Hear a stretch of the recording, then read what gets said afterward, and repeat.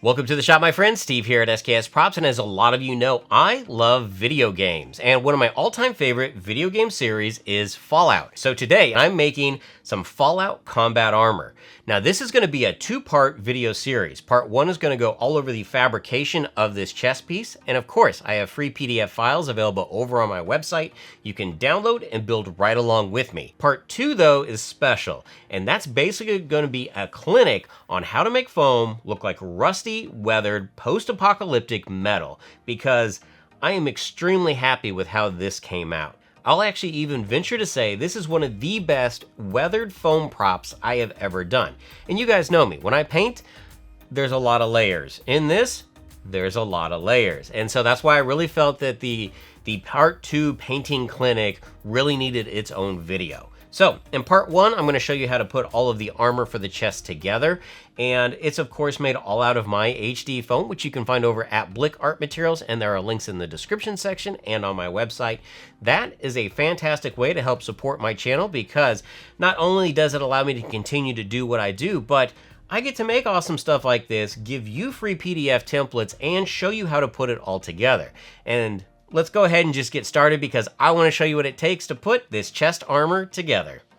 With my references in hand, I'm going to start by taking part A and transferring that onto some 10mm foam.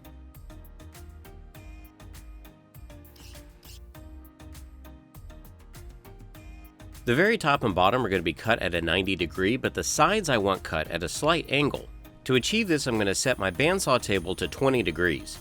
Now, this isn't a necessity, so if you don't have a bandsaw, don't worry about it, or you can cut the angle by hand. Now, the top of the chest piece angles back, and to do this, on the back of part A, I'm going to carve a V-groove in with my rotary tool. This V-groove is going to allow the foam to fold in on itself. To make sure that it stays in place, I'm going to start with some super glue. To help reinforce this and make sure that it keeps its shape, I'm also going to add a layer of hot glue. Now I'm going to cut some strips of 10mm foam, approximately 1/2 inch by 24 inches. These strips are going to be super glued on the sides of part A, making the armor piece look thicker than it is. It's pretty easy just to follow the sides all the way down to the curve at the bottom.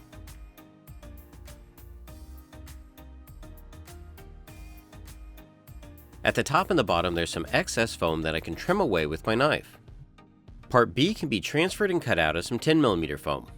This is going to be glued into the hole at the bottom of part A, but notice that it's slightly recessed.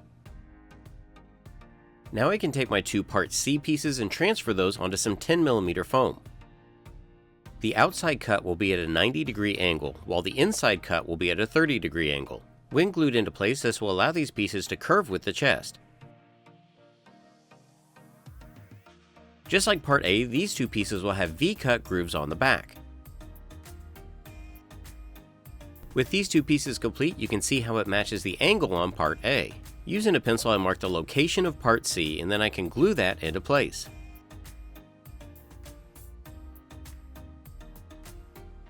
Now at the very bottom of part C, there's a little too much foam. That is on purpose, so you can trim that to match your build. Part D is traced and cut out of some 10mm foam. This piece is going to be glued at the very top of part A, leaving approximately a 1/2 inch exposed. Because of the V-grooves, I've got some small gaps, so I'm going to use some gap filler from Prop Monkey Studios. You could also use some foam clay, quick seal, or glue in a small section of foam. I'm now going to cut out some small sections at the top of part A using a well-sharpened hobby knife. Now sometimes my cuts aren't great, so I can use a paddle on my heat tool to smooth it out. Now remember when heating foam to always wear your respirator. Moving on to part E, this is traced and cut out of some 10mm foam and then glued to the bottom of part B. For the hinge mechanism, I'm going to be using a 15mm half-round dowel. Using a pencil, I mark where all the pieces are going to wrap around it, and then I can glue on some strips of 2mm foam and cut them flush. This half-round dowel with the 2mm strips can now be glued onto part B. 4mm strips can then be glued into place. Now if you don't have a half-round dowel, you can also cut a strip of foam and then round it over using your rotary tool. Part G is going to make up a small detail section at the bottom, and I'm going to start by transferring this template onto some 2mm foam. This 2mm detail is then glued onto some 6mm foam and cut out. This piece is then glued onto some 10mm foam, cut out, and then glued into place.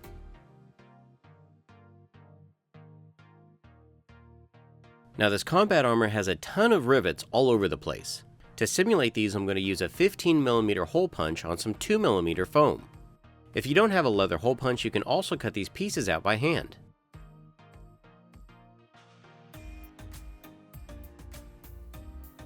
Going back to those 1/2" 10mm strips that I cut out earlier, these are glued to the bottom of part C, just like I had done to part A.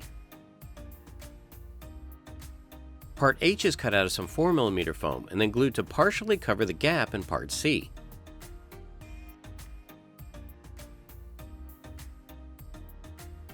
For the larger bolts at the bottom, I'm going to cut some foam dowels into some smaller sections and then glue them into place. Again, if you don't have dowels, just cut these out of some 4 and 6mm foam. Part I is traced and cut out of some 2mm foam.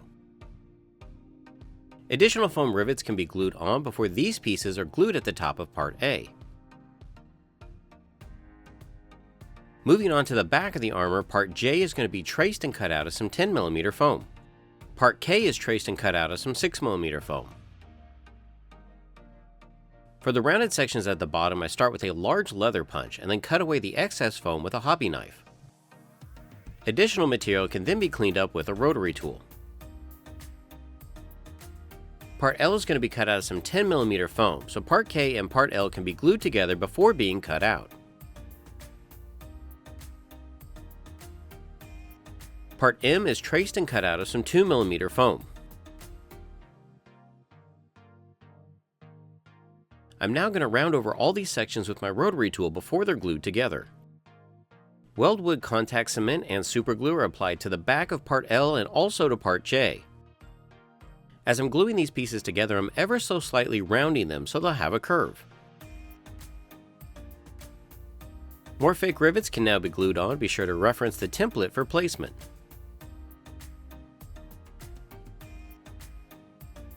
I go ahead and lightly heat seal all the pieces before moving forward.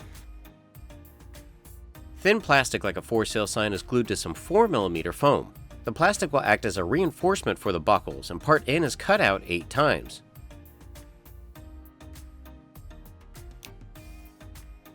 Part O is cut out of some 4mm foam 4 times. These are going to make up the leather straps. Some 1-inch nylon webbing is going to be used to help reinforce all these pieces. The nylon webbing is hot glued to the back of all the straps. And then these pieces can be marked and glued together, making sure to loop in the buckle.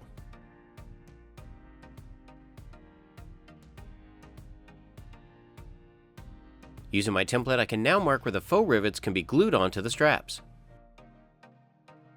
The other 2 straps that I cut out are going to be glued to the back of part J.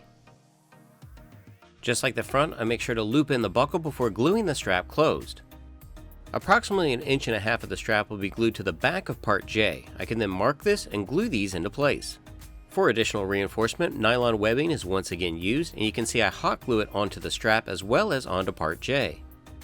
The faux rivets can now be glued onto these straps as well.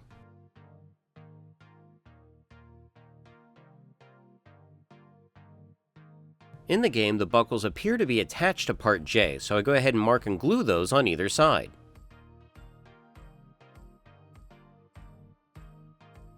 And going with the trend of additional reinforcement, I'm also going to glue some strips of 2mm foam to the buckles and the back of part J. Part P is cut out of some 4mm foam 4 times. And before I move on, I don't know what I was thinking, because I was going to do the tinfoil technique to all the leather pieces, but I'd forgotten because I had gotten so wrapped up in the build. So I'm going to heat up my foam and press the tinfoil in to get my leather texture. And I'm also going to go back and do this to the straps that I've already added onto the build.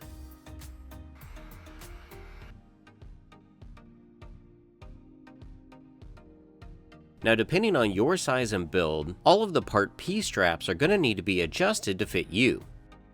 I'm going to start with the 2 that go over my shoulders. These are going to be measured and then glued, and then I can add the fake rivets just like before. Before I move on to the straps on the sides, I'm also going to add some nylon webbing to the bottom of these for reinforcement as well. For the side straps, I'm going to add a little bit of battle damage and also do the tinfoil technique. This is before the strips are measured out and glued to fit me. I'm going to start by gluing the straps around the buckles that are attached to part J. Then I'll add the buckles to the front of these straps as well as the nylon reinforcement. Now in the game, these straps are a little bit bigger and they attach directly to the buckles, so I'm going to take part Q and transfer that onto some 4mm foam. I rough up the plastic before I glue part Q onto the back of the buckle. This is done on both sides. Now I only need one side of the chest armor to open for me to wear it. So on the left side, I permanently glue that strap into place. For the right side, I'm going to glue on some more of that nylon webbing. And I make some room on part H so I can insert a parachute clip. The other end of the clip will be glued to the back side of the armor, and this is going to make sure that when I put the armor on, this strap is going to be locked into place. Just like everything else, additional reinforcements are added to these straps, and you can see just how the parachute clip is going to work. Now if you don't have any parachute clips, you could also use some Velcro.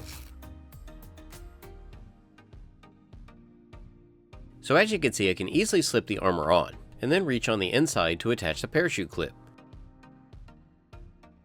Now at this point the armor was still a little too clean and I wanted a bit more texture. I'm going to do the tinfoil technique again, but this time around I'm not going to heat up the foam, I just heat up the tinfoil.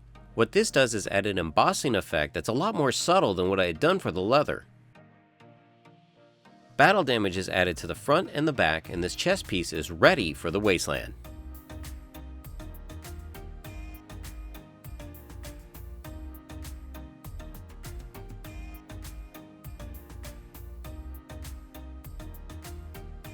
So you all can see the steps that I took to make my own Fallout combat armor. And again, free PDF files are available over on my website that you can download in case you would like to make your own. And don't forget to swing back by for part 2 coming out very soon, where I show you how to make foam look like this. Again, I'm just so happy with how this has turned out. And I think that this painting demonstration is really going to be valuable for a lot of you that are out there. So if you are building any of my builds or utilizing some HD foam, be sure to tag me at SKSProps on Twitter and Instagram because I want to see your creations. Until next time, build your best with the best.